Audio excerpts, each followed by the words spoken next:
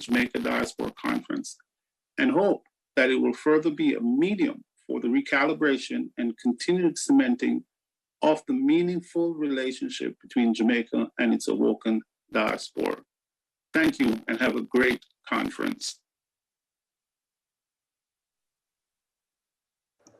Ladies and gentlemen, the Ministry of Foreign Affairs and Foreign Trade welcomes you to the Jamaica 60 Diaspora Conference, Reigniting a Nation for Greatness. Please stand for the playing of the Jamaican National Anthem.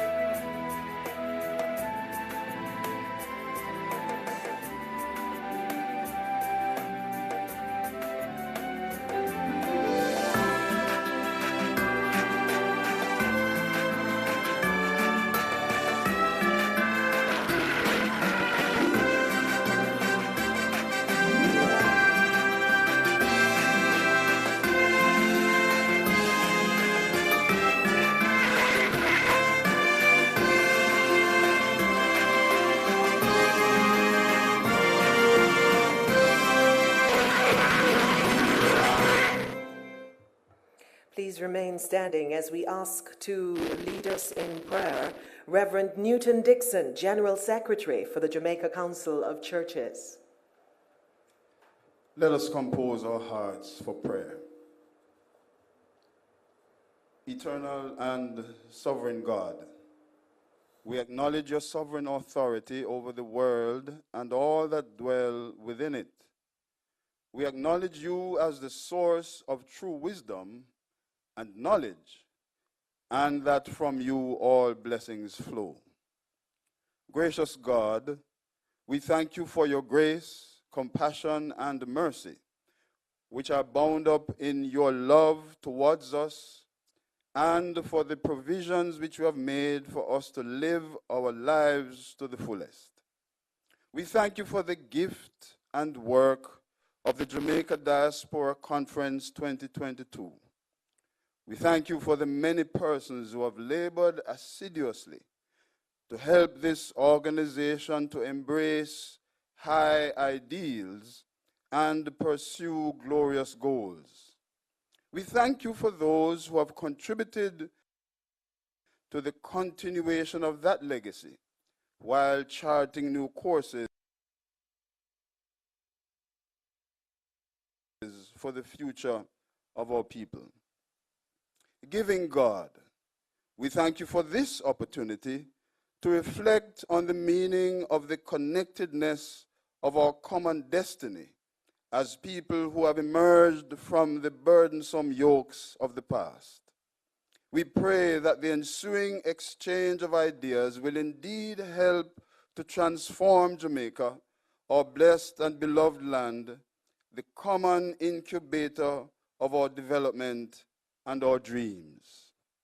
Lord God of hope, yes, we do dream for a better Jamaica, a brighter Jamaica, and a more beneficent Jamaica.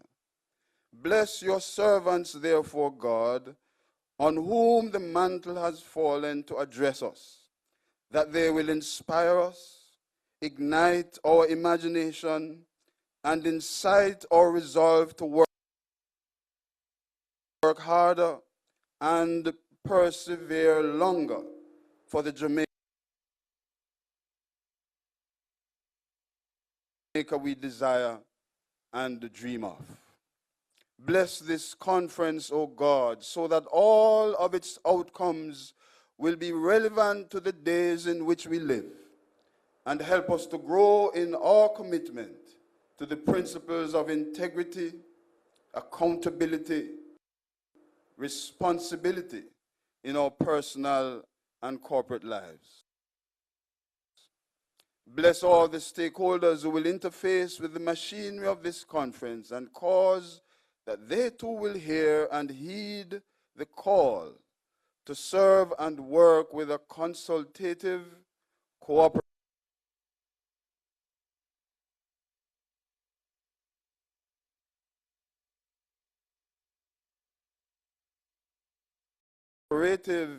and collaborative spirit. So before you, we pray that you will continue to undergird it with your almighty power, the power that transcends all obstacles, barriers, and divisions, and transforms all of our efforts to the success of attaining equity, decency, and respect for the name of our Lord God. Amen. Amen. Thank you, Reverend Dixon. Please be seated.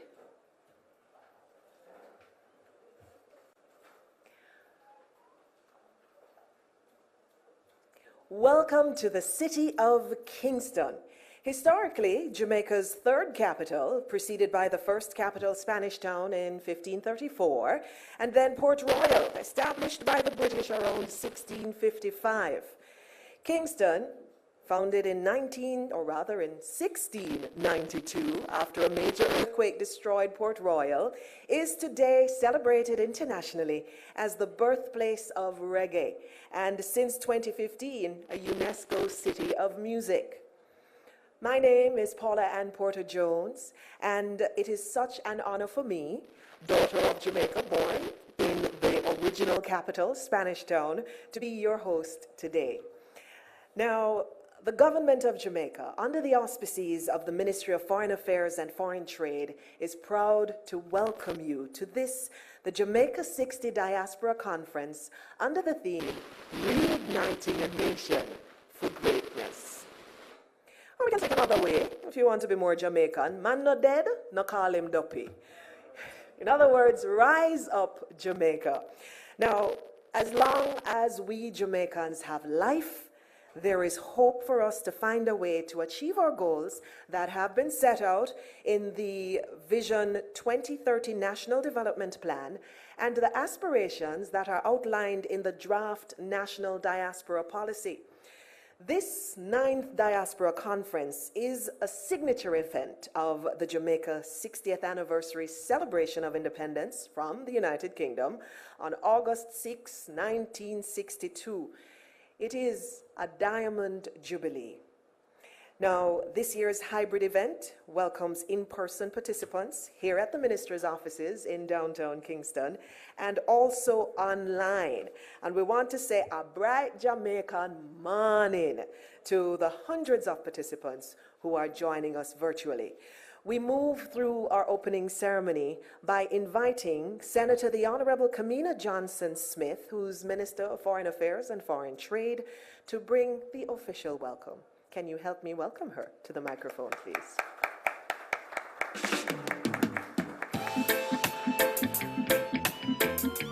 Madam Master of Ceremonies, Mrs. Paula Ann Porter-Jones, colleague members of Cabinet, Mr. Mark Golding, Leader of the Opposition, Senator the Honorable Leslie Campbell, Minister of State in the Ministry of Foreign Affairs and Foreign Trade, Ambassador Luis del Solar Dorrego, Ambassador of Argentina to Jamaica and Dean of the Diplomatic Corps, Ambassador Noah Perry, Ambassador of the United States of America to Jamaica, Miss Jacky Wright, Chief Digital Officer and Corporate Vice President, Microsoft US, and our very special guest presenter today, Senator Don Webby, Group CEO, Grace Kennedy, and Chairman of the Jamaica 60 Diaspora Conference, other legacy partners, and allow me to please recognize the Honorable Earl Jarrett of the JN Group and Mr. Courtney Campbell of the Victoria Mutual Group in particular. Members of the clergy, members of the Global Jamaica Diaspora Council and the Global Jamaica Diaspora Youth Council, my foreign ministry team here in headquarters and in our overseas missions, specially invited guests, my Jamaican family and friends of Jamaica, good morning to all of you. It is my pleasure to welcome you to the Jamaica 60 Diaspora Conference. A special welcome to members of the GJDC and the GJDYC, the 4 recipients of this year's Grace Kennedy Birthright Program, as well as our valued diaspora members, some of whom are joining us for the first time in our new headquarters here on the waterfront in downtown Kingston. Today marks the start of 3 exciting days of what promises to be a uniquely conceptualized conference consisting of dynamic, innovative, and interactive dialogue under the national theme, Reigniting a Nation for Greatness. This conference, which coincides with Jamaica's 60th anniversary of independence, and might I add, the Foreign Ministry's 60th anniversary, it will be both celebratory and substantive in scope and content regarding issues of mutual interest between Jamaica and the diaspora, with a focus on digital transformation. As noted by the Prime Minister, the government's aim is to ensure that Jamaica becomes the Silicon Valley of the region. We are most delighted, therefore, to have as our guest speaker and keynote, Ms. Jacky Wright, Chief Digital Officer and Corporate Vice President of Microsoft US. I thank Ms. Wright for accepting my invitation, and I know we will all be inspired by her remarkable knowledge and experience. Ladies and gentlemen, while I regret that I'm not able to join you in person due to my participation at the 12th WTO Ministerial Conference in Geneva, I am thankful that we are able to come together, albeit in hybrid format, to have this dialogue as a family. I'm especially pleased that we've been able to broaden our engagement beyond our traditional diaspora centers in the UK, USA, and Canada. We're happily benefiting from greater inclusion of our brothers and sisters in Asia, Africa, the Pacific, Europe, the Caribbean, and the Americas. In reflecting on our accomplishments as a country and a ministry, I am deeply humbled and feel it a great honor and privilege to serve as Minister of Foreign Affairs and Foreign Trade. Our main thing is the deepening and strengthening of our relations with the diaspora, and I'm pleased that since my appointment in 2016, I've been able to be a part of the amplification of the importance of diaspora engagement to development. In undertaking my duties, I've been able to meet with so many of you who are blazing the trail across the world in your various fields. Tenacity, the resilience, the pride, and the stick-to-itiveness of my Jamaican family that have migrated and settled in foreign lands. What always inspires me is that regardless of geographical distance, your hearts always reside in your island home, Jamaica. The Biennial Diaspora Conference also provides us with an opportunity to publicly say thanks to you for your remarkable work in your country of residence, as well as your efforts to support Jamaica's development process. We've demonstrated our appreciation in tangible ways over the years in acknowledgement of your support, and we will continue to do so in the years ahead. Ladies and gentlemen, while there have been shortcomings with previous editions, I believe that the conference has presented an important forum for robust exchange of views, and they've yielded many positive outcomes, achieved agreed targets, and have resulted in a more structured approach to the engagement with diaspora. As we continue this process of deepening our engagement, I thank all stakeholders who continue to be involved in this global effort. In closing, allow me to thank Senator Don Webby, Conference Chairman and Legacy Partner, the Honorable Earl Jarrett of the Jamaica National Group, and Mr. Courtney Campbell of the Victoria Mutual Group, all faithful and steady legacy partners with whom I feel blessed to share good relations. Thank you also to all major sponsors and partners, including Hardware and Lumber and Vestas Chicken, and of course the participants in the government at your service and marketplace.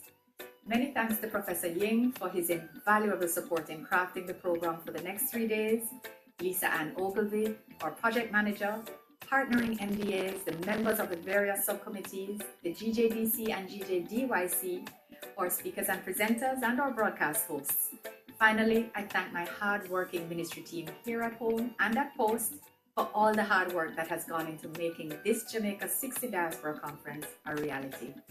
My best wishes for a productive and enjoyable conference. I thank you.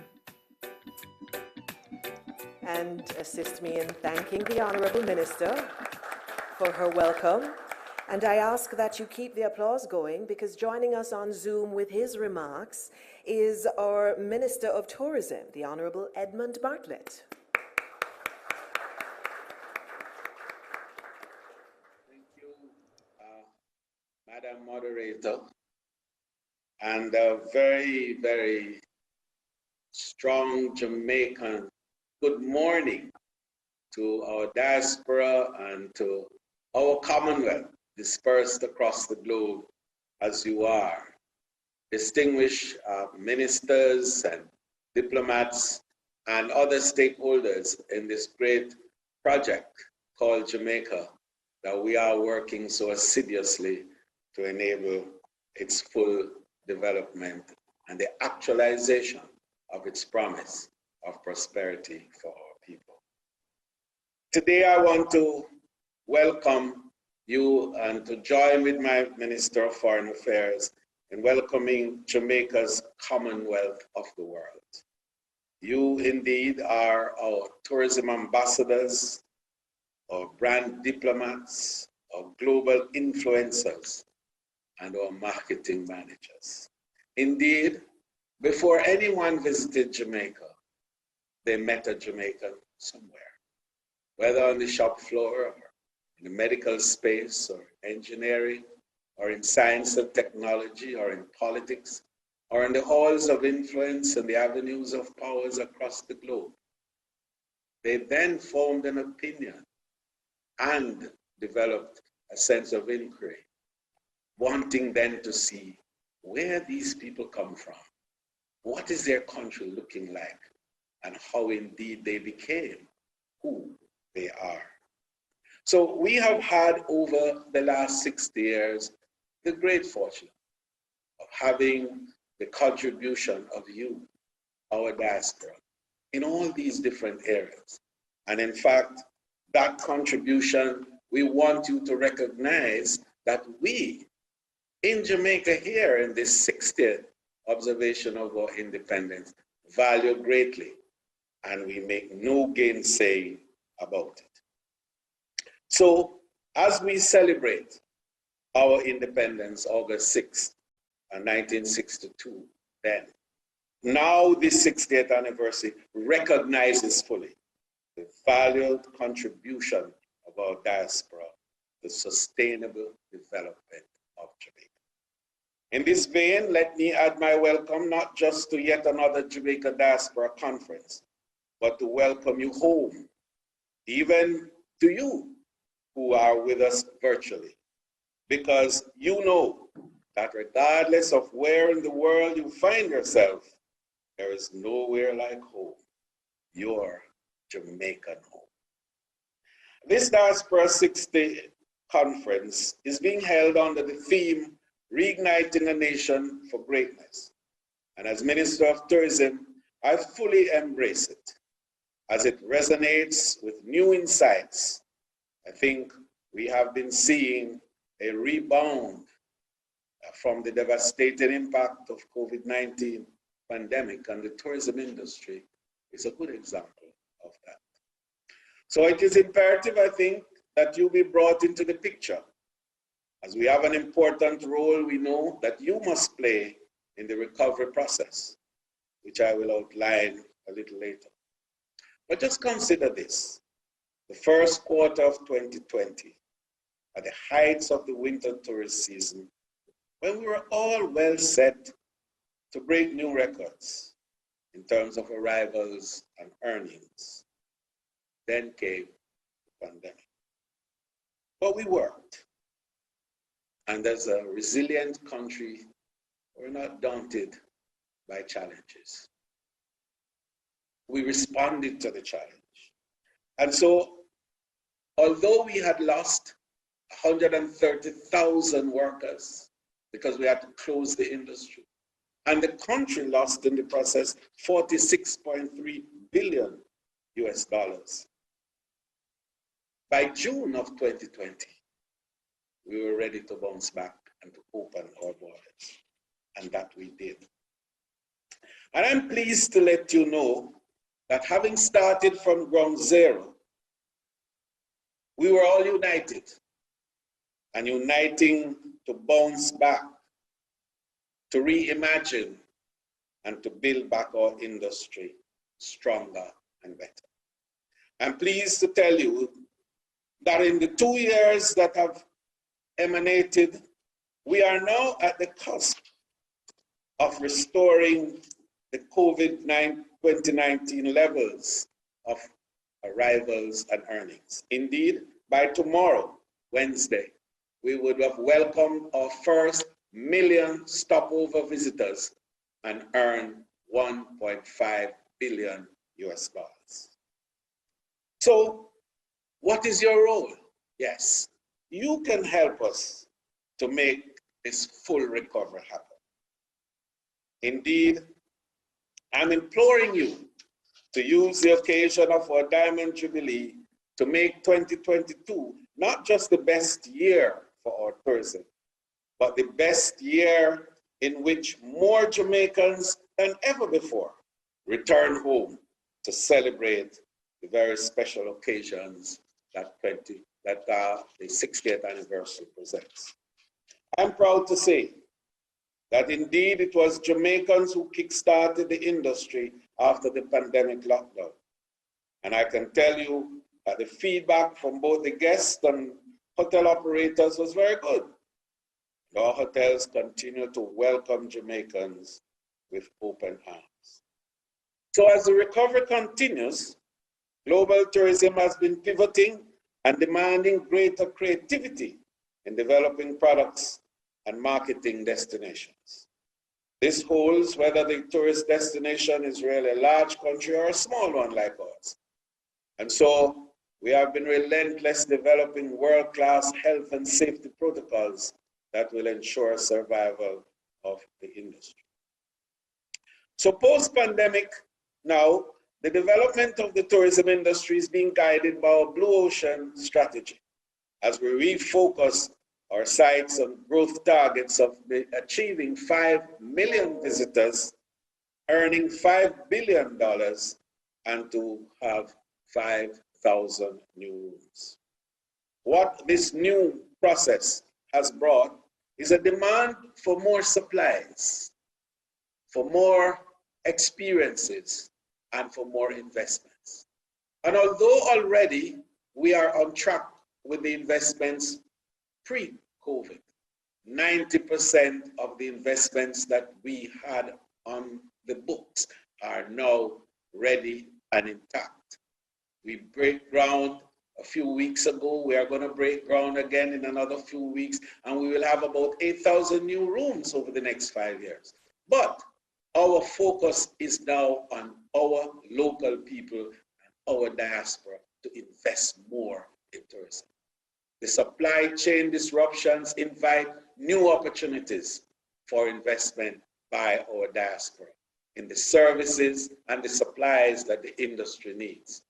Nearshoring is a huge new prospect, and the energy and excitement of it should bring more of our own people into the mainstream of investing in this area, providing supplies not just for Jamaican tourists, but indeed for the Caribbean and the other parts of the world where brands that are located in Jamaica also have access.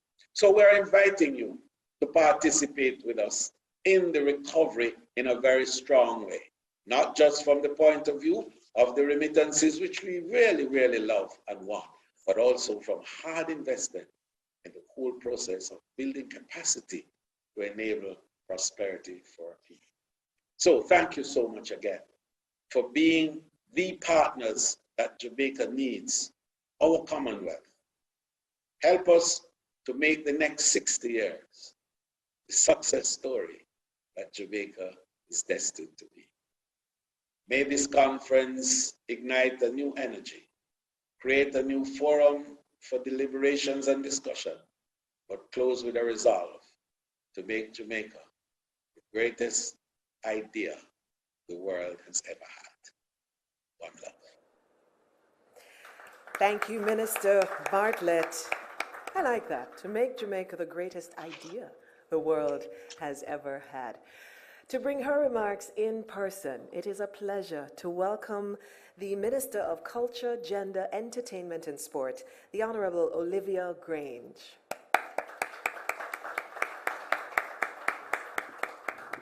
Thank you. Thank you so much. I would wish to acknowledge the Honorable Minister of State, Leslie Campbell, as well as our Honorable Minister, Favour Williams, here with us this morning. I saw Minister Green, Honorable Floyd Green. There you are. And I also wish to acknowledge Senator Don Webby, as well as leaders of industry, leaders of the private sector, the media, the diplomatic corps, friends and family, because it could be a very long list.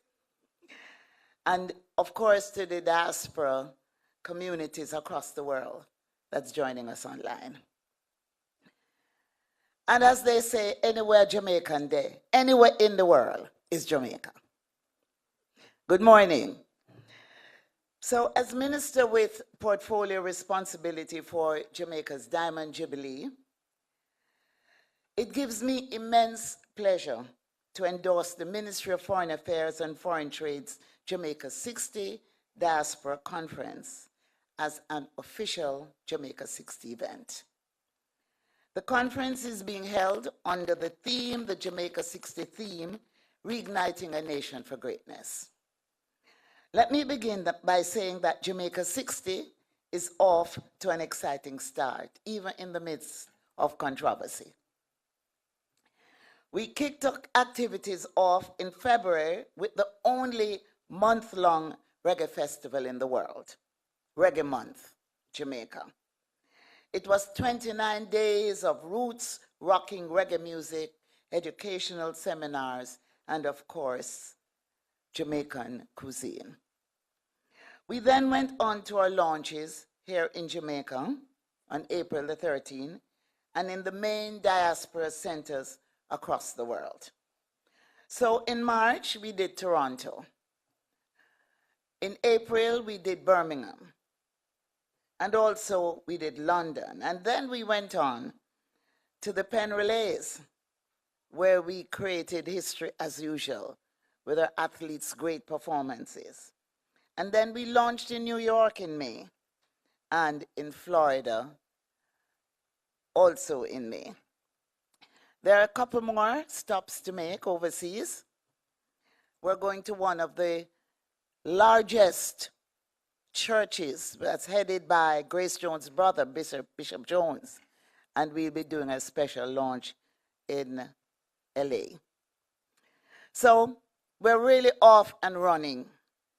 We're now gearing up for the highlight of the Jamaica 60 celebrations in the summer. Activities start with a bang on Sunday, July 3, when we go in search of a Jamaica 60 Jamaica gospel star, like Rising Star. This will continue for 5 weeks and will culminate in a grand finale in the Jamaica Festival Independence Village at the National Indoor Sports Center, where that village will run from the 30th of July through to August 6th. The highly anticipated Jamaica Festival Independence Village will in fact start on July 28th when we have the finals. And listen for this, ladies and gentlemen, we will have a festival song competition.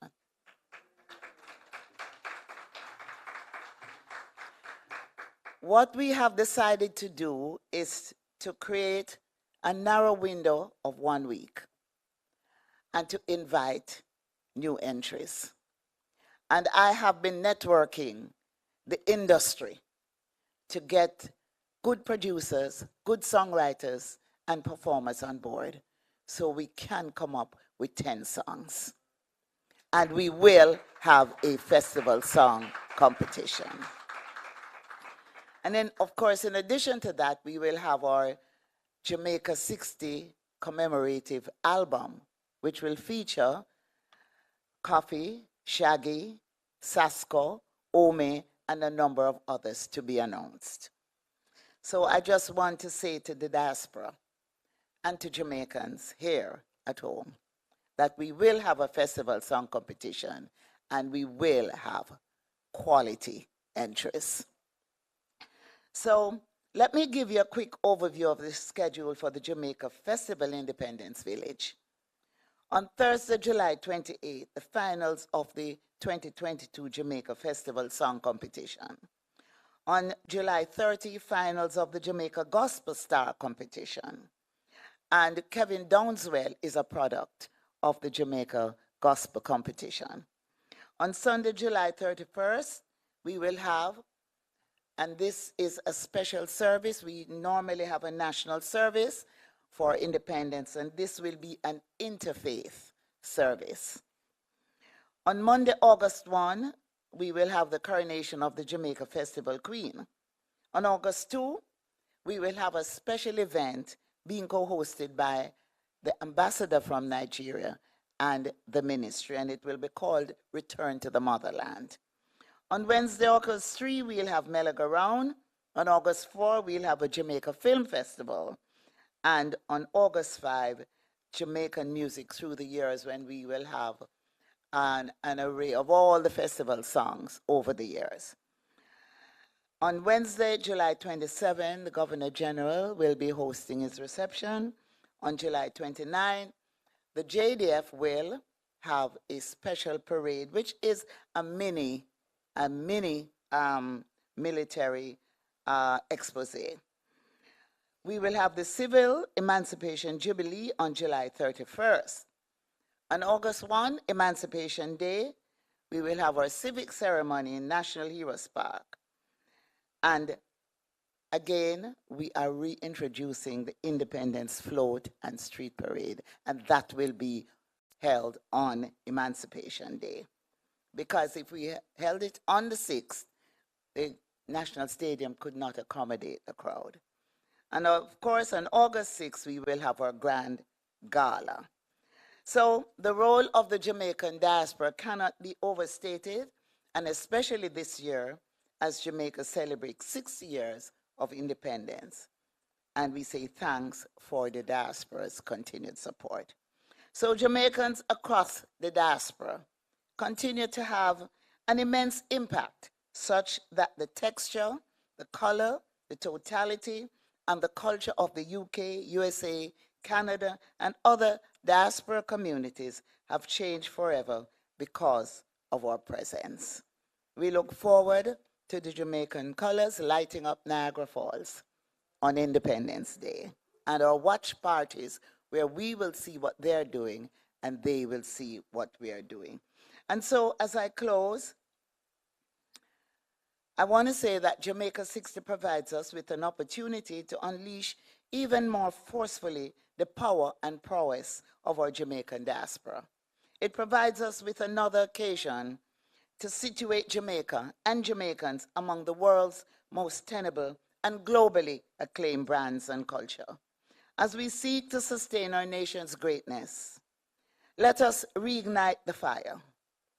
It's my pleasure to join my colleague Minister Kamina Johnson-Smith this morning and to join Minister Bartlett in saying to everyone, let us use the occasion of our Diamond Jubilee to create legacies for the next 60 years and beyond.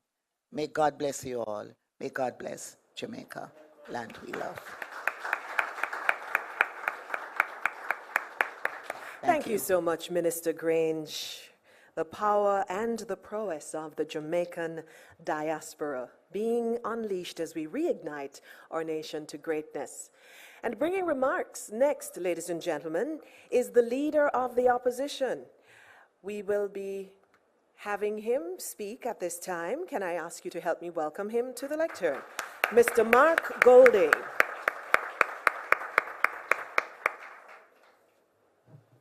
Thank you, Madam Master of Ceremonies. Minister Johnson-Smith in absentia, Minister Bartlett in absentia, Minister Grange, see Minister Green, Minister Fable Williams here, and of course, Minister of State at his home base, Leslie Campbell. I see Senator Don Webby. I see members of the Diplomatic Corps, Consular Corps, and of course, many distinguished ladies and gentlemen who are here today, and most of all, our diaspora who are participating, whether in person here or online.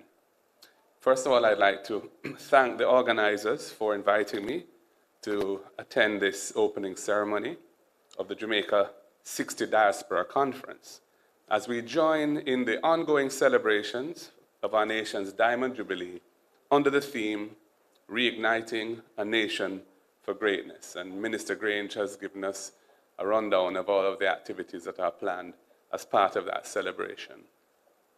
Jamaica is emerging, along with the world, from over 2 years of a global pandemic, which has made the centrality of technology and innovation even more apparent.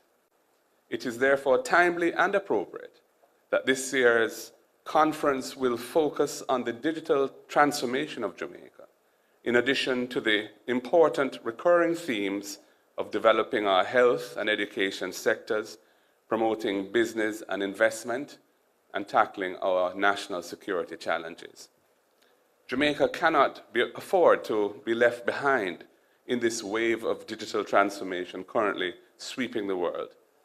Digital transformation is enabling us to increase connectivity between Jamaicans at home and in the diaspora in increasingly efficient, affordable, and seamless ways, making it so much easier for us to interact with each other and to be productive in those interactions. It provides ready access to critical services and makes routine transactions simple and painless. We commend the conference partners, Grace Kennedy Group, Victoria Mutual Group, and Jamaica National Group, who are embracing themselves this digital transformation in their businesses and forging ahead in providing many of the services to Jamaicans at home and abroad that this new technology offers.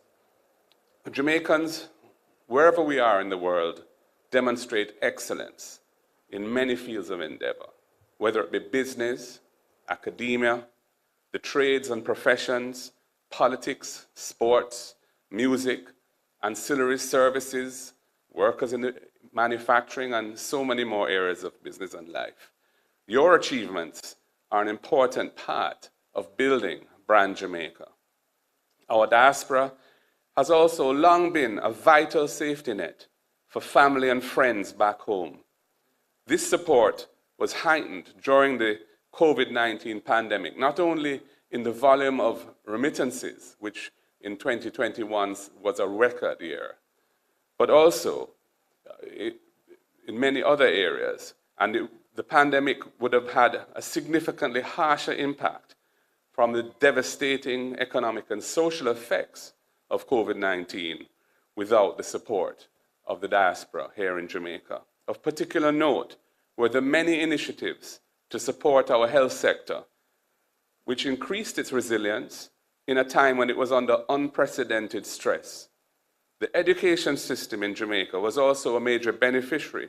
Without your support, many more children would have been without the devices needed to engage in online learning during the long period while face-to-face classes were suspended.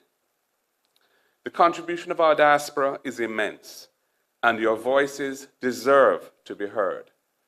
You are a great, but so far insufficiently recognized national asset. We need to find effective ways to strengthen our connection with Jamaicans overseas. We must find ways of enabling you to contribute as fulsomely as you will to helping to build our beloved Jamaica. We must find ways to leverage your tremendous skills, knowledge, and goodwill as we collectively tackle the many difficult challenges facing our people and our nation. I believe that digital transformation can lead us to new and effective ways to benefit from your capacities on our journey of national development. It can play a critical role in enabling the great global Jamaican family to participate whenever and wherever our nation's problems are being analyzed and solutions are being formulated. It is my sincere hope and expectation that this Diaspora Conference will be a catalyst for actualizing the theme, Reigniting a Nation for Greatness. And for my part, I commit my efforts and those of the parliamentary opposition to supporting this process and helping to drive it forward. I wish you a wonderful conference, and most of all, I hope that the follow-up of all that's discussed here will be meaningful and actualize some of the decisions taken. May God bless you all and bless our dear island home, Jamaica. Thank you. Thank you so much, Mr. Golding. And in the words of Mr. Golding, as we engage our great Jamaican family, our global Jamaican family, just to let you know what we have coming up in this morning's sessions. So we look forward to participating in, I think there are 2 exciting concurrent breakout sessions with members of diaspora faith-based organizations, young diaspora members, and government departments. Got to be talking about service delivery, and of course we will facilitate questions and comments. There is a marketplace that's going to be in full swing, an online marketplace, and you can at any time click on the link to the virtual marketplace to check out the exhibitors. Right now, you are invited to check out Jamaican talent on display. Please help me welcome Ms. Paulette Bellamy and Mr. John Williams to perform for us.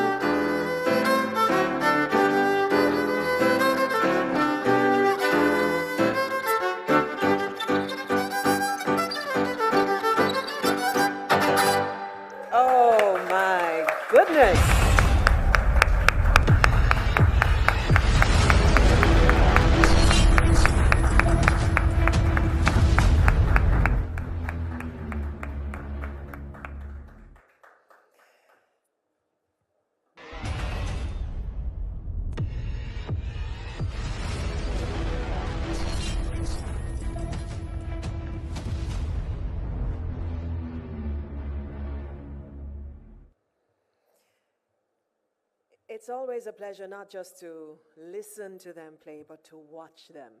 Those veteran performances, the performers, years of performances, and the way they communicate throughout the performance. So one more time, please, for both of them.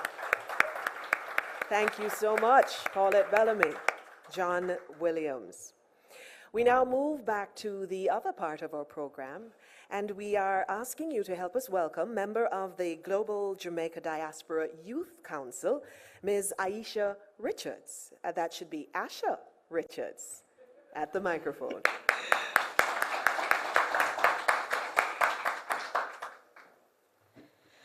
Good morning, afternoon, and evening to all those joining us in Jamaica and abroad. My name is Asha Richards, and I am the Northeast USA Regional Lead of the Global Jamaica Diaspora Youth Council. And on behalf of the GJDYC, I would like to welcome you all to the Jamaica 60 Diaspora Conference. Now, unlike many participants in this conference, I was not born in Jamaica, nor did I grow up here. Despite this, Jamaica has played a pivotal role in my life and upbringing. I was christened here, my family is here, most of my summers have been spent here, and my mother always ensured that Jamaican culture was strong and alive at home. And while my connection to Jamaica might be different, it is far from unique. While there are many youth in the diaspora that are second generation like myself, there are others who might have been born in Jamaica but left when they were very young. In addition, there are those whose connection to Jamaica is through distant relatives. And then there are the many youth in the diaspora that fall somewhere in between.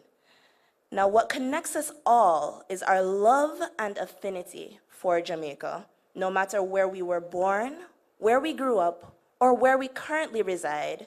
We all view Jamaica as home, and as members of the Global Jamaica Diaspora Youth Council, we not only want to connect with the island through family and culture, but we want to be active participants in the country's advancement. For us, the Diaspora Conference gives us an opportunity to learn about different initiatives we can engage with to propel Jamaica forward, and most importantly, gives us a platform to share our ideas, opinions, and knowledge.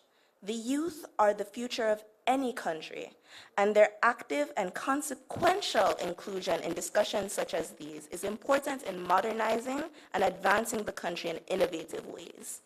Additionally, in a globalized world moving towards new technologies, the youth have a greater role in now more than ever in Jamaica's advancement. So as a representative of the GJDYC, I would like to thank all of those who have put these 3 days of events together. And I would like to thank you, fellow diaspora members, for joining us in Reigniting the Nation for Greatness. Remember to tune into our plenary session, Youth and the Economy, today at 12:30 p.m. And if you are a young person in the diaspora, I highly encourage you to join the GJDYC family. You can find us on all social media platforms at Global JA Youth. And again, welcome to the conference. Thank you so much, Asha Richards. Let me see if I can say it as quickly as she does. The GJDYC, the Global Jamaica Diaspora Youth Council. Now that the ministry's offices are here, I can say that we are inviting a neighbor to speak next.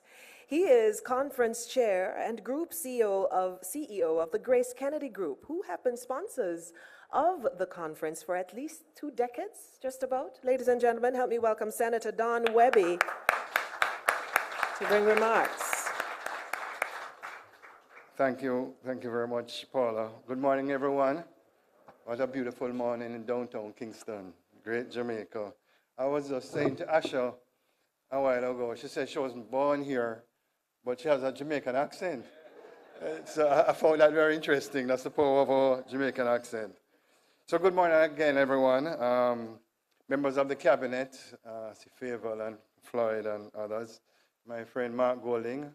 Mark, incidentally, many of you may not know, was actually a director of Grace Kennedy before he went into politics. And I'm not going to ask you this morning if you regret it or not. but he was a director of Grace Kennedy, and I must say a very good one. Ambassador, or friend of Jamaica, ambassador from Argentina. Welcome, welcome, welcome, welcome. Is Jacky Wright actually here? Hey, Jacky, sorry, stand up and give her a big round of applause. You know, Jacky is what we refer to. Jacky, I'm so proud of you. You're the epitome of somebody from the Jamaican diaspora who has been very successful. We're all so proud of you, Jacky. And thank you for joining us as our special guest presenter. My good friends, Earl Jarrett and Courtney Campbell, welcome. They have been on this journey from 2004, guys, and we have been doing well. Thank you so much. Members of the clergy, the Global Jamaica Diaspora Council and the Jamaica Diaspora Youth Council, specially invited guests, Jamaican family and friends of Jamaica, conference participants online and in person, good morning, good evening. So whether you're from Negril Point in Hanover, or the cool hills of Manchester, the beautiful plains of St. Thomas, or the hills and valleys of St. Elizabeth, Sir Floyd, a warm welcome to the Jamaica 60 Diaspora Conference. What a privilege it is for me to serve as chairman of this year's conference during Jamaica's Diamond Jubilee of Independence and Grace Kennedy's 100th year in business. You can give me a round of applause, you know. It gives me great pleasure to participate in this morning's opening ceremony.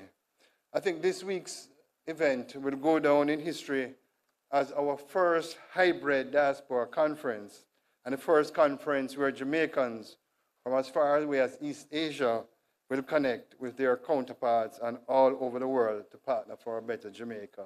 And my understanding from my conference organizers is that there's actually a special event in Japan now where a number of Jamaicans are gathered to join us this morning. So welcome from Japan.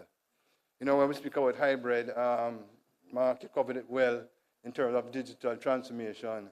And this is going to be the new world in terms of how we conduct business and interact with each other. The planning conference committee has worked tirelessly over the past few months to stage this event. And I would like you to recognize them and give them a big round of applause for their effort, including my good friend who has been with us for a long time, Sir Neville. Stand and be recognized. Sir Neville Ying. May I say, no stone has been left unturned to ensure we deliver a superb, interactive, and engaging conference. A big thank you to the conference planning committee. Really, really appreciate your efforts. Conference participants, thank you for joining us this morning. Please spread the word about this event. It's not too late to join us and help us to lay the plans for achieving our nation's 2030 vision to make Jamaica the place of choice to work, raise families, and do business. As conference chair, and on behalf of every person and organization that has played its part to make this week possible, thank you, thank you, thank you, for we really value your contribution to make the conference a success. The truth is, colleagues, the truth is that the wealth of knowledge, expertise, experience, and patriotism that is represented in this room and in the virtual space is an example of what is good about Jamaica. Together we create a unifying force, the spirit of Jamaica, and we have the power to reignite Jamaica for greatness. And so, I'm happy to be here with you today because Jamaica needs people that have a vested interest in seeing our Jamaica shine, to work together to propel each other and our nation forward. You could have been anywhere else in the world, but you choose to join us here, and I thank you. This is a win for Jamaica. I'm looking forward to the action items that will arise from our discussion. Let me say it again. I'm looking forward to the action items that will arise from our discussions. Through partnership, I know that we can place Jamaica on the path to become the great nation it is meant to be. The last Diaspora Conference in 2019, which I had also the privilege of chairing, really facilitated robust debates and discussions and explored new pathways to collaborate and support the diaspora in their respective locations. Of equal importance was the participants' involvement and interest in Jamaica's national development processes. During the last conference, we spent a lot of time discussing the national diaspora policy, and since then, the policy has been approved by Cabinet. I am looking forward to discussing the next steps for implementation of the national diaspora policy during this conference. I'm in full support of a detailed implementation plan with timelines. And you probably have heard me say in my capacity as CEO of Grace Kennedy, what gets measured gets done. So again, congratulations to the Ministry of Foreign Affairs and Foreign Trade. We're having a vision 18 years ago to convene this event and engage the diaspora in this way. Under the leadership of the Minister of Foreign Affairs and Foreign Trade, the Honorable Kamina Johnson-Smith, and the Minister of State, my good friend Leslie Campbell, the ministry has been doing well in creating and strengthening the Jamaica alliances. I would like to take this opportunity, this opportunity to wish Minister Johnson-Smith all the very best with her candidature for Commonwealth Secretary General. I have no doubt that she will do a fantastic job. I must also extend my sincere thanks to the Most Honorable Prime Minister, Andrew Holness, for his support for this event. The conference is truly befitting our Jamaica 60 celebration, and we are proud that it has become a part of this monumental milestone in our nation's history. By the way, I was very happy to hear from Minister Grange that we're going to have a festival song this year.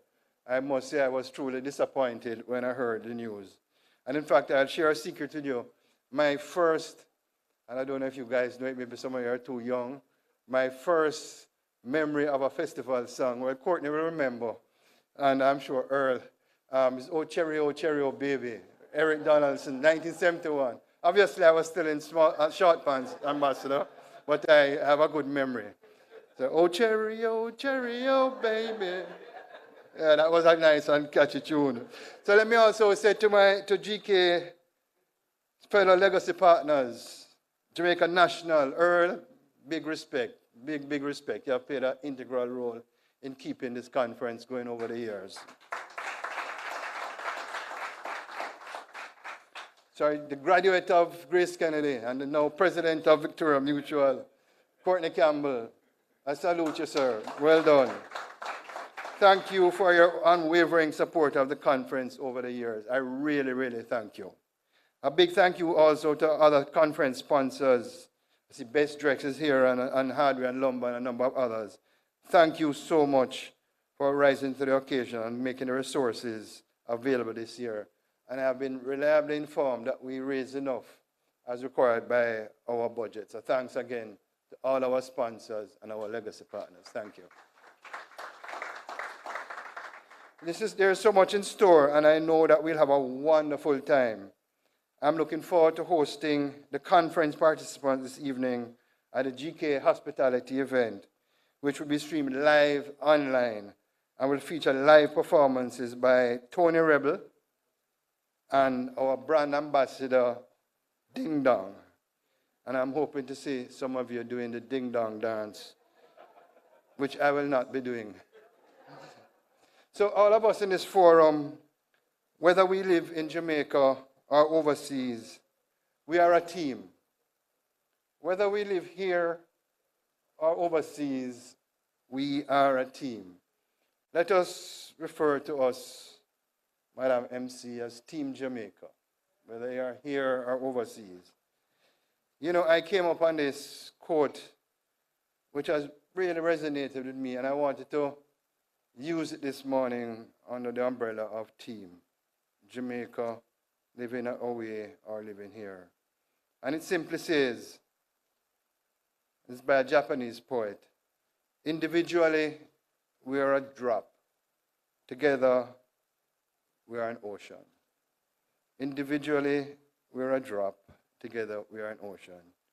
Can you imagine for a moment, for a minute, that Jamaicans all over the world, wherever you are, if we work as a team, may I suggest to all of you, if we do that, we are going to be unstoppable. We will be the greatest nation on earth. So as I welcome you to this conference as a chair, may I take this opportunity to say to all of you, God bless Jamaica, the greatest country in the world. Thank you.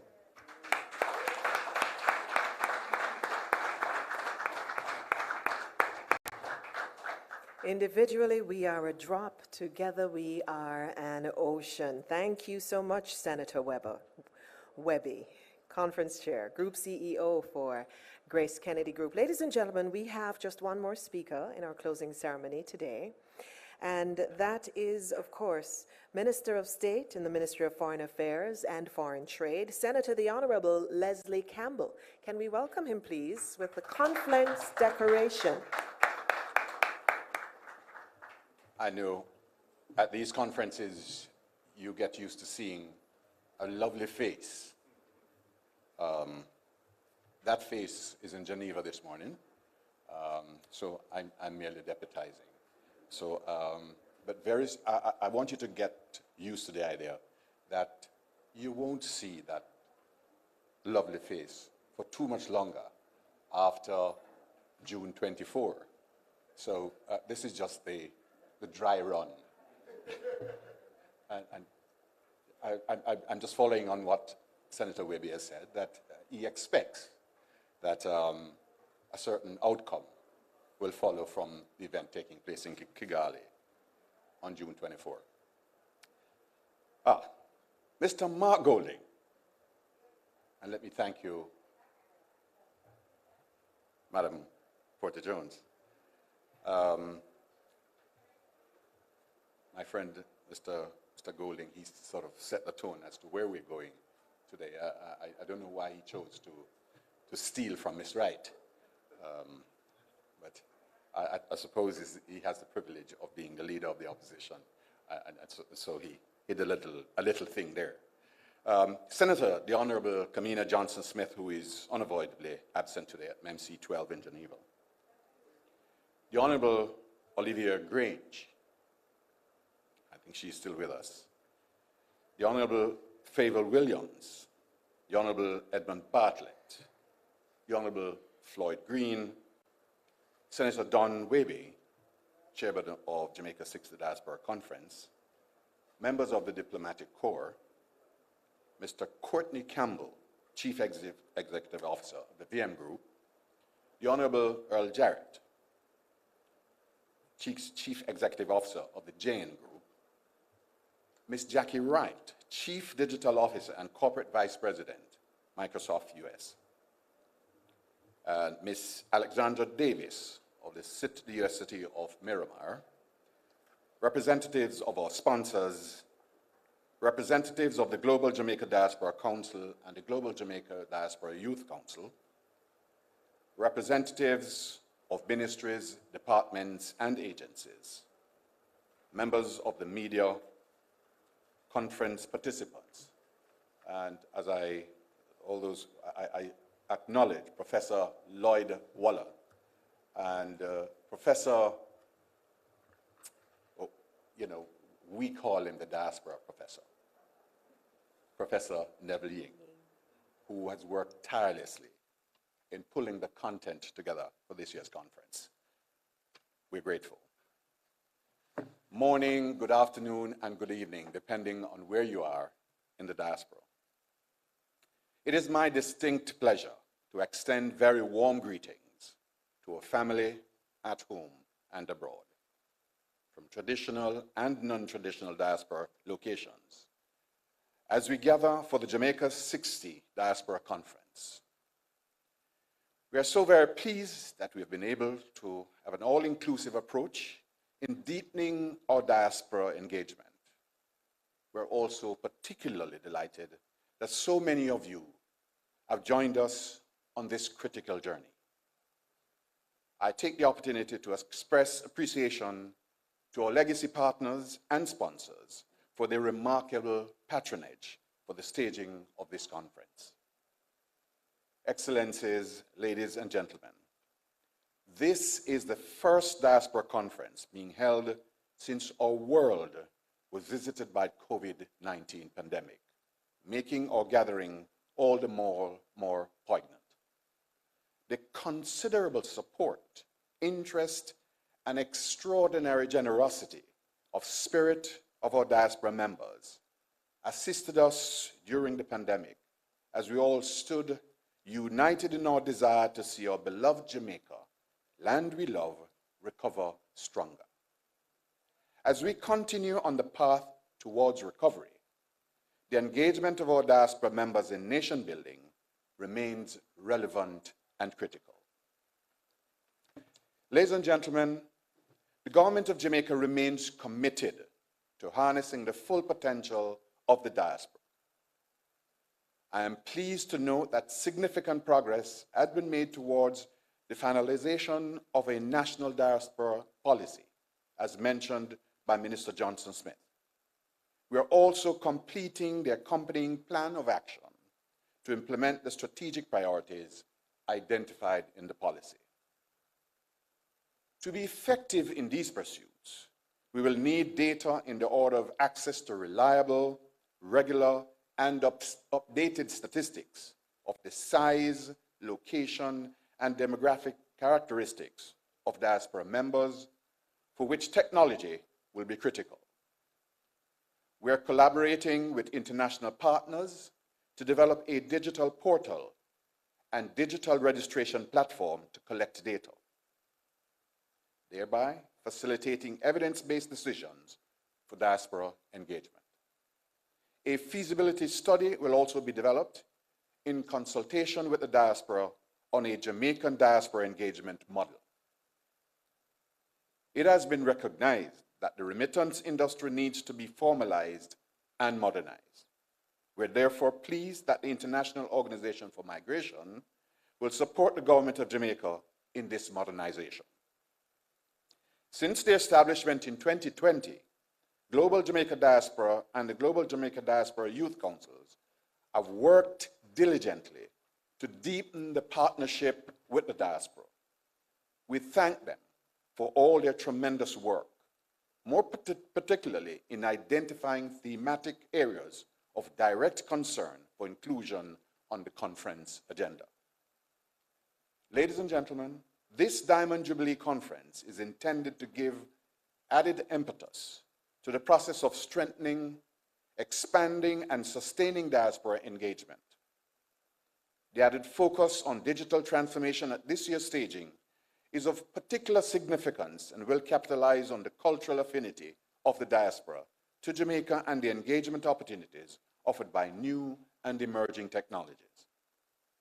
Through our dialogue, we intend to develop some key elements of an implementation roadmap, which will serve, one, to re-energize and motivate members of the diaspora to be active, passionate, and collaborative partners in areas of mutual interest to Jamaica and its diaspora in post-COVID-19 era,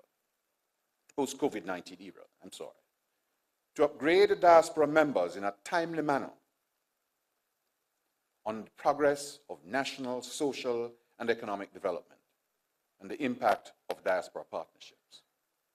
For government ministries, departments, and agencies to take timely actions and increase customer satisfaction in key areas of critical importance to the diaspora.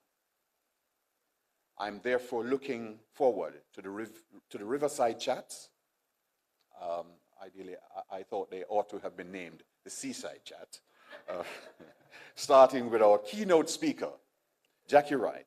The plenaries, igniting sessions, breakout sessions, and entertainment packages.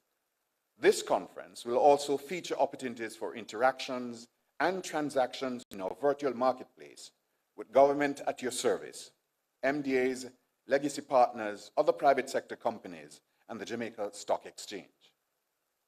Ladies and gentlemen, I certainly anticipate a successful and fruitful conference, as well as meaningful and robust discussions over the next few days. It is now my pleasure to formally declare the Jamaica 60 Diaspora Conference open. Thank you.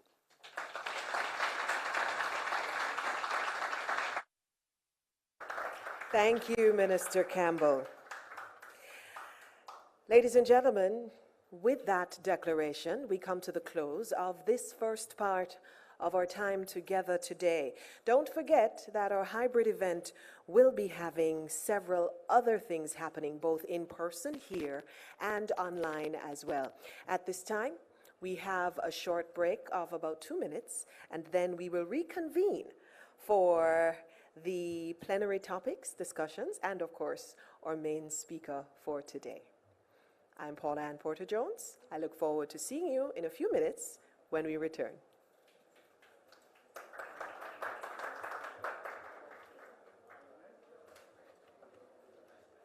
Find the businesses to help you live a better life, a beautiful life, a graceful life with Grace Kennedy Financial Group.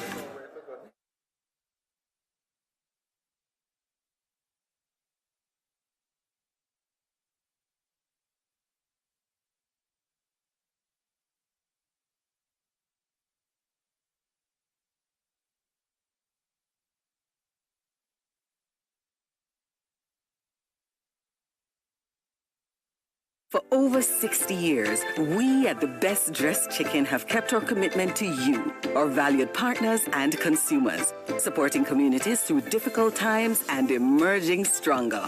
Now more than ever, we stand with you. As we reopen our doors, we remain committed to the highest safety and sanitation standards to keep both you and our team safe and our production strong.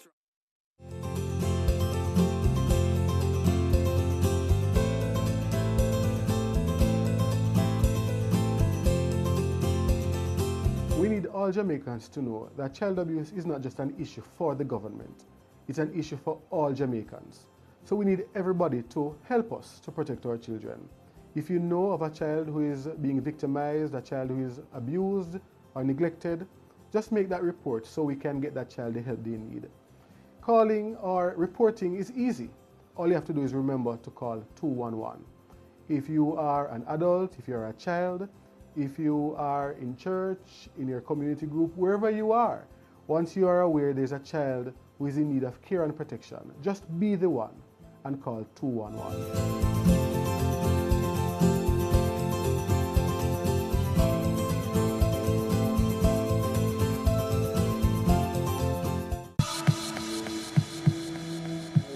This is our home, Jamaica, and tourism is the lifeblood of our country. Let's all feel good again. Whether with family or friends, we want you to enjoy your staycation. We have to ensure that they are comfortable, they feel well protected. New standards are in place to ensure your safety. We are here to serve you better, so you can have the best experience. Come out and rediscover Jamaica. We are ready. We are ready. We are ready. Rediscover Jamaica. Heartbeat of the world.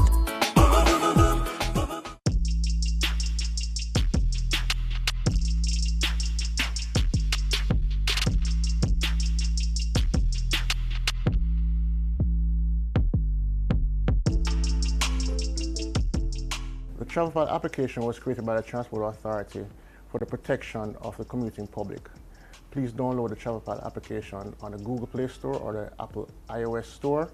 Once you download the application, put in your phone number, register the application under your phone number, and then you'll be able to verify the license plate that you're going in. Once you verify the license plate and the information of the vehicle, you will then be able to share that trip of the vehicle that you're in. And if there is difficulty on the trip, you would then will be able to push a panic button and share your location with others as well.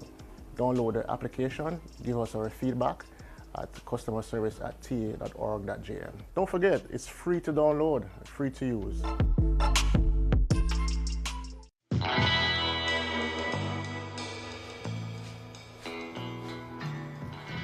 Let's be clear. Tobacco use is associated with several cancers, lung and heart-related diseases. Smoking harms nearly every organ in the human body and contributes to impotence, impaired vision, bad breath, discolored fingernails, and teeth. E-cigarettes, e-cigs, or electronic nicotine delivery systems, ENDS, can be just as harmful. Many of the e-liquids in e-cigarettes contain nicotine, which is addictive and toxic. Nicotine use can also disrupt adolescent brain development.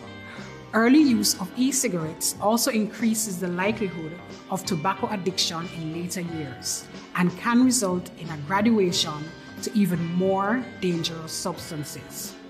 Besides nicotine, some e-cigarettes contain other harmful substances, including heavy metals like lead, volatile organic compounds, cancer-causing chemicals, and tiny particles that penetrate deep into the lungs. E-cigs, whether they contain nicotine or not, can also cause injuries from fires and explosions from batteries. Children and adults have been poisoned by swallowing, breathing, or absorbing e-cigarette liquid through their skin or eyes. The proposed Tobacco Control Act seeks to protect Jamaica's youth from use and exposure to tobacco smoke, nicotine, and other harmful substances. Let us give the next generation a chance to live and breathe easily. I am Denise Bingham, and I'm from the National Council on Drug Abuse.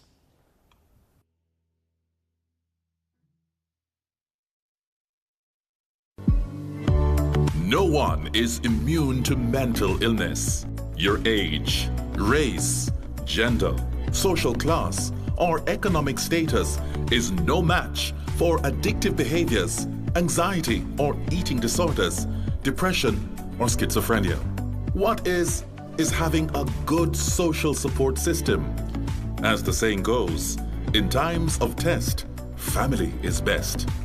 Unfortunately, many are denied the benefit of the support of family and friends because of stigma and an oppressive silence around mental illness.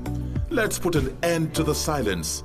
Speak up. Speak now. End the stigma. Share your story. End the stigma. A message from the Ministry of Health and Wellness.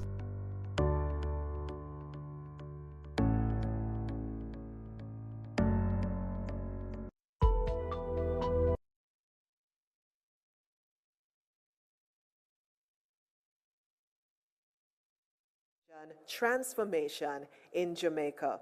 We also look forward to participation in 3 exciting concurrent breakout sessions with members of diaspora faith-based organizations, young diaspora members, and also government departments who will take your questions on service delivery. You want to stick around after lunch for the special Riverside Chat that's going to be taking place on the National Identification System, NIDS, presented by Honorable Floyd Green, Minister without portfolio with responsibility for NIDS. And I want to remind you to take advantage of the marketplace. It's going to be in full swing during today's activities. At any time, if you're online, you can click on the link to the virtual marketplace and check out the exhibitors. Someone will be available during the hours of 7 a.m. or between the hours of 7 a.m. and 5 p.m. to respond to your questions, help you place orders for a wide variety of merchandise and services on offer. We are very proud to acknowledge, as others have, our legacy partners without whom this conference would be impossible. We've enjoyed lasting partnerships and sustained support over the past 2 decades from Grace Kennedy Group, the VM Group, and the Jamaica National Group. Now this year, as you've heard, Our keynote participant is Jamaican Jacky Wright. Jacky Wright is a global technology leader who has made a broad impact in business transformation and on social issues. She currently serves as the Corporate Vice President and Chief Digital Officer for Microsoft US. Here to interview global technology leader, Madame Jacky Wright, for our first Riverside chat is Professor Lloyd Waller. And he's Professor of Digital Transformation Policy and Governance in the Department of Government and Chief Digital Lead at the University of the West Indies, Mona. Prof. Waller? Testing. Okay, thank you very much, Paula. Jacky, welcome back to Jamaica. Thank you. Digital transformation is a term that is currently in vogue. However, it's a term that is also vague. To start or contextualize the conversation, could you give us a definition of what digital transformation is? Sure, but let me just first start out by saying I'm truly honored and humbled to be here in Jamaica. My heritage is out of Manchester and out of St. Elizabeth, Minister Green, who has told me time and time again about his heritage in St. Elizabeth. So I just want to acknowledge that. So yeah, let's talk a little bit about digital transformation, and let's just talk about the pandemic and what has happened, the effect, and all of that. If you think about the pandemic, what it's really done is really exposed the lack of critical infrastructure, lack of data and information, really for the health crisis to really solve it, the knock-on effects, supply chain disruption, and all of those things. And I just think it's a great opportunity for us now to reimagine what the future should be with digital at the core. So at a high level, what is digital transformation? Jacky speaking here. Digital transformation is a couple of things. It is about adopting digital technologies.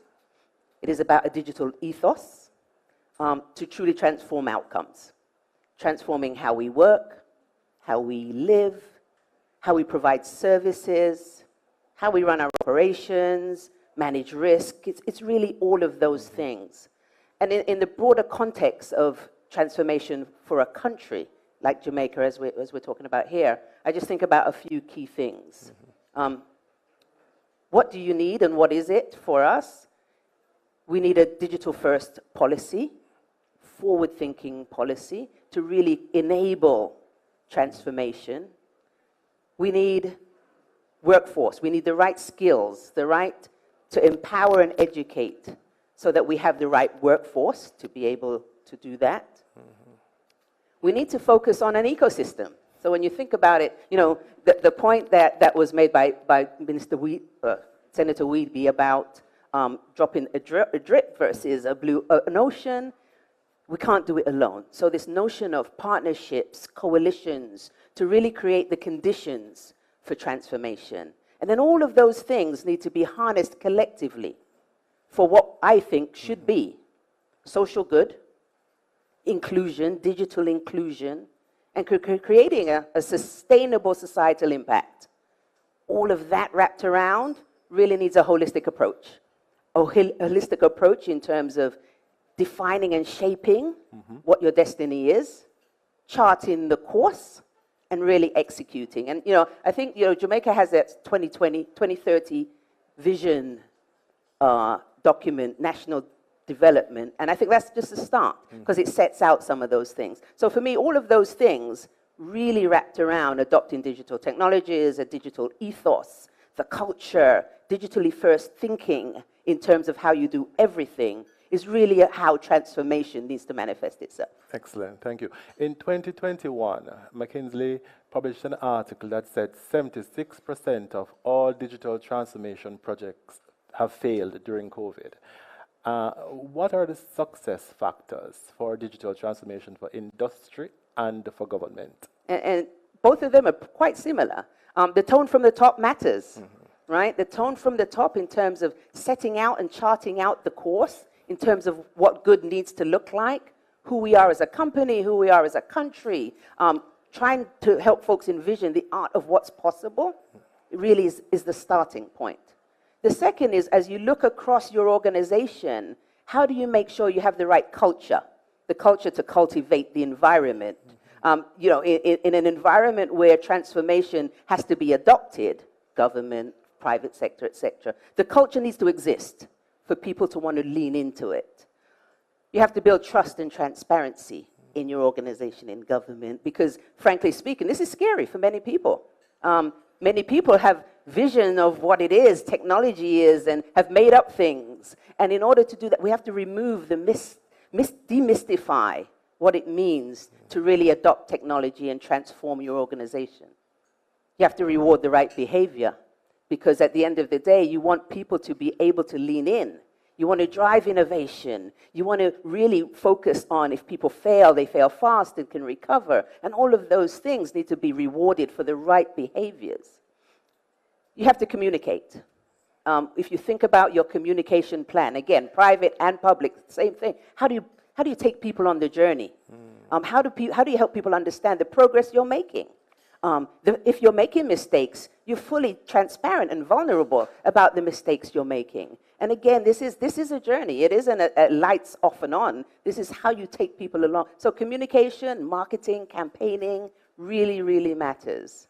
The other thing is people need to see, and you need to create these proof points, right? Value cases that help people understand and really can lean into it. And then, you know, you cultivate an environment where, you know, for the most part, you have people who have been around 20, 30 years, and you have digital natives. You need to harness the power of all people. And how do you include and bring all people along? And so this notion of making sure that people are working collaboratively and working together, these are just a few things. And you know, I'm excited, as you can tell, about you know, the notion of transforming a country at scale.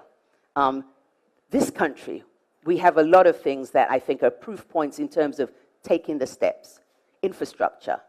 As I read, we have 55% penetration in broadband, but we need to finish, right? Because that, you know, access is key. We have a national identity system that we're implementing, along with data and information, to really create a holistic approach to how we provide services to the country. And in doing that, we need to make sure that we bring everyone along. How can everyone participate in these services? How can we provide services that remove the barriers of entry? And you know, I believe that technology has the power to be the great equalizer, with technology that can help those with disabilities to increase the ability to consume services in a way that's just really simple. All of these things are how we need to embrace, bring transparency and trust so that we can deliver. Excellent. I have so many other questions based on what you just said. You only have a few minutes. I know. So the European Union just completed, the European Union Commission just completed a major study. Yes. The report was published, I think, in February, and it said that collaboration and partnerships are the critical component that is needed for digital transformation to actually work.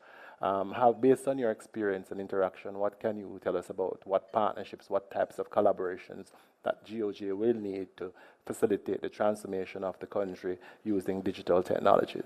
So let's use skilling. You know, this notion of digital fluency, bringing everyone along, making sure that there is no disparity. Digital inclusion is at the core of building capacity, capability. But in order to do that, you have to provide jobs, you have to have the right curricula. You know, the pathways to employment don't always have to be you have a degree. You have to create various pathways to employment. So I'll use an example of one of the things that we were doing and I was leading at Microsoft was an Accelerate program, which was in partnership with private sector, public, academia, learning partners, both large and small, to do a few key things. Look at the personas in a demographic that says, what are the industries in that region? How can we create the right skills for the future based on the technologies, AI, IoT, machine learning, you name it, based on the technologies that are here and emerging? How can we have learning partners to help skill in community to then help train and then work with the corporates to say, you need apprenticeship programs, you need internship programs, and create these pathways to employment. And so working in partnership with a Grace, as an example, and with a UE, and private learning partners I create as a training background, and then really create this cohesive ecosystem with some wraparound services. Because for example, there may be young mothers who cannot take the time out to go learn. So how can we make sure we provide the safety net for them to be able to learn while looking after their family? Are there stipend programs that we create? So these are the things that, from a Microsoft perspective, we did, which really help transform a community. And I think, the notion of partnership, you have it here, and as you think about some of the things you're doing with the logistics hub on manufacturing in the region and working with your local partners in countries, it is ripe for partnership, and you just can't do it without it. Fascinating. COVID-19 contributed to accelerating digital transformation globally. And I think we moved into the future by about 10 to 15 years, which is a fantastic thing. But, as Latour will tell you, technology can be good or bad depending on the wielder. And the bad of technology in terms of digital cybercrime and digital crimes and the use of the black web is something that we've had to face since COVID-19. And I know companies such as Microsoft has been playing an important role in trying to protect citizens from malicious use of the digital technologies. Based on your experience, how has Microsoft played an important role in terms of protecting citizens or users? So I think, again, you think about the ethos of security. It is a zero trust. And, we had a review yesterday with some folks around how you build zero trust into it. You trust no one. And so you build in the necessary tools, the necessary policy, processes, and framework to ensure that security is embedded in everything you do. Everything from how you develop the service to how you implement the service, nation-state attack type processes, thinking through end-to-end what could occur. It is a philosophy in terms of this zero trust. So that is just an example. The United Nations University plays an important role in terms of helping the United Nations deal with a number of problems, in terms of research and capacity building and skills, as you spoke about earlier. How do you see education institutions, especially higher educational institutions in Jamaica, playing a role in terms of contributing to the digital transformation of the country? So there are a series of things. We talked about, making sure that the curriculum is fit for purpose. That is key. What are the skills for the future? And how do you understand what those skills are? In isolation, a university is not going to know. So you need to work, again, in partnership with the private sector, with research, to really understand what are these emerging themes that are coming across. The second is how you learn. You need to create different modes of learning, immersive experiences, remote experiences, experiences for accessibility for those with disabilities. And we have to think innovatively about how you learn. When you think about skilling, we're not talking just about youth. We're talking about skilling, reskilling for those who may have never entered the workforce. How do you create the right curricula for those? How do you understand the life skills needed? Because it's not just about the theoretical or the practical. It's how you collaborate, how you partner, how you communicate, how you build awareness, self-awareness. There are all these things that play into learning and really participating in the workforce. The final thing is, when you think about the curricula, we're talking about solving the world's problems. That's at the heart of it. Lifelong learning is embedded in everything and should be embedded in everything and what everyone does.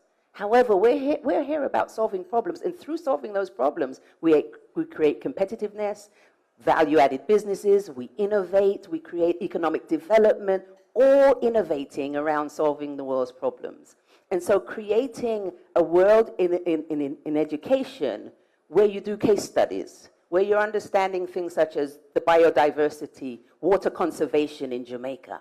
What are the things we need to do? And really taking some of the youth out of these communities and helping them be a part of the solution. I mean, Asha talked about what she feels in terms of the youth really leaning in. How do we make sure that everyone can participate? Again, whether it's higher learning, apprenticeship learning, immersive learning, this is about inclusion. Thanks. One of the biggest problems that I think the government and industry faces here in Jamaica is the fact that we cannot retain talent. For the most part, many persons in the IT industry choose to migrate for, a better lifestyle and also salary.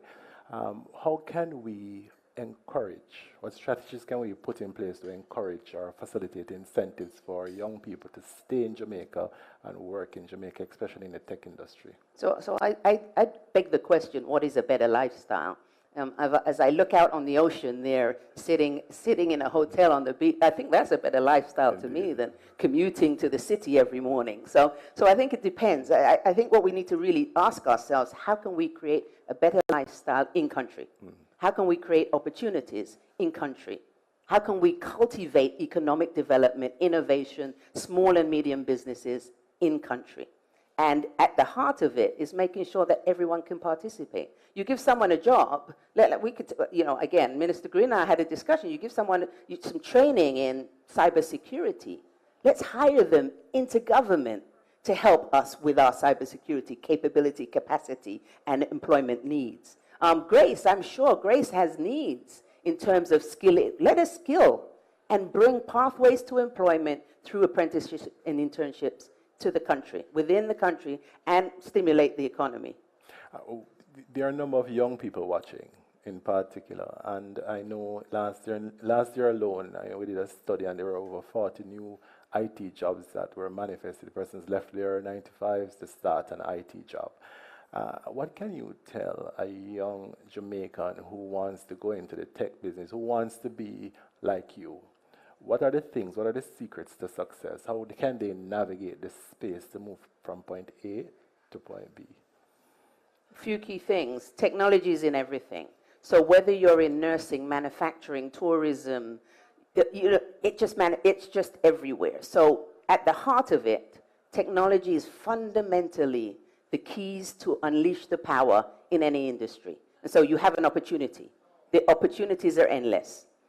The second is your mindset. How do you think about going into the workforce, creating a business, innovating? And the one thing I would say, me personally, my pride, who I am, came from my heritage. It really did.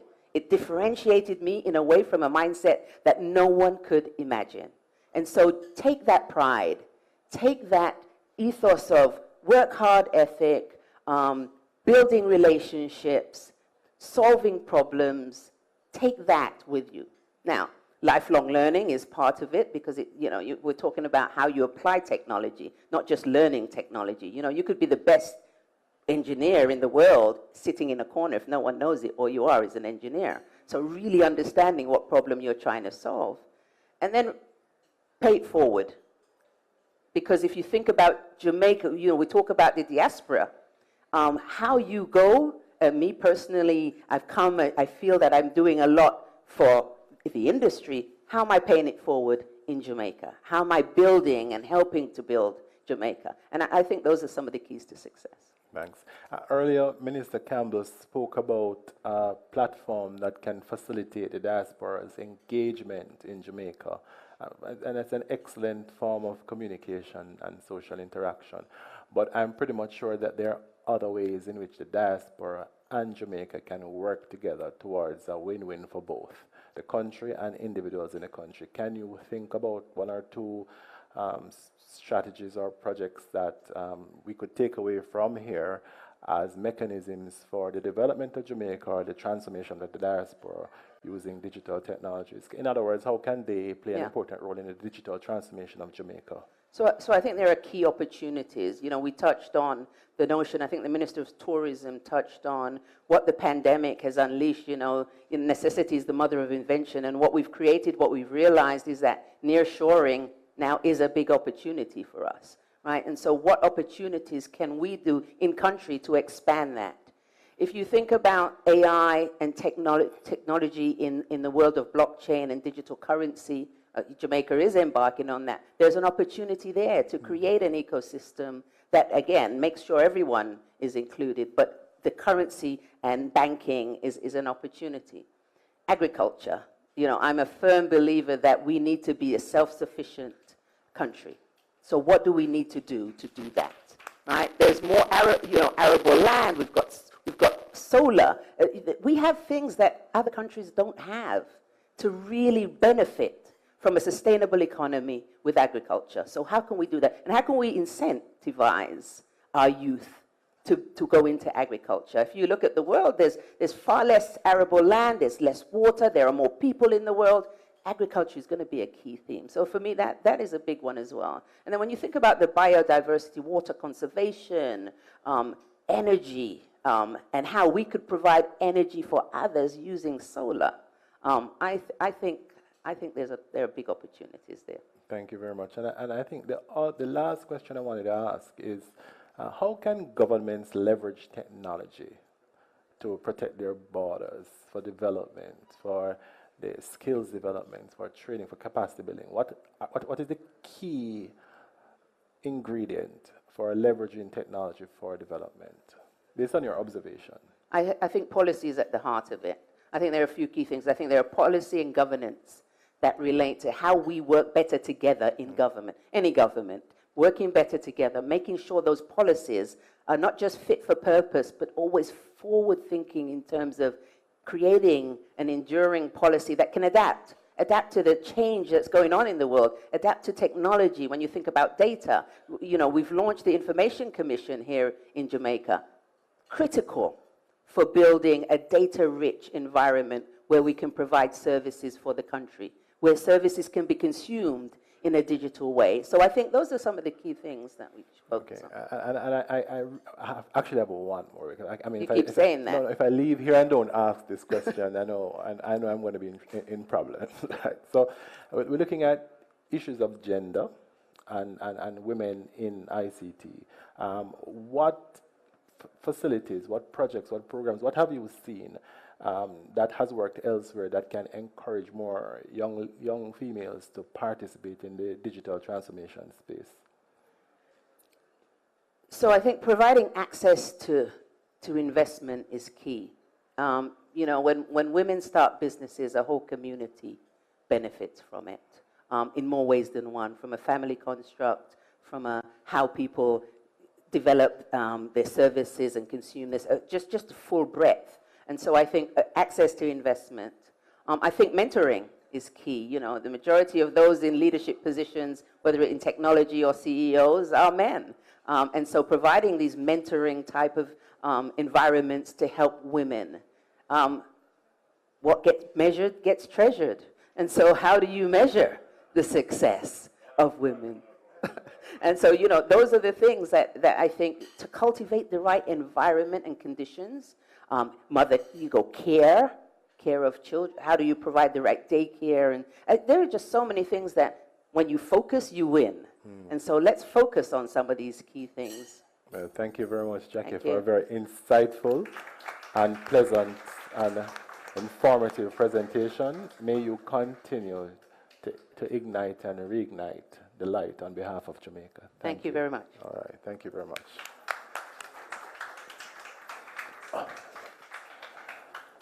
I forgot my stuff.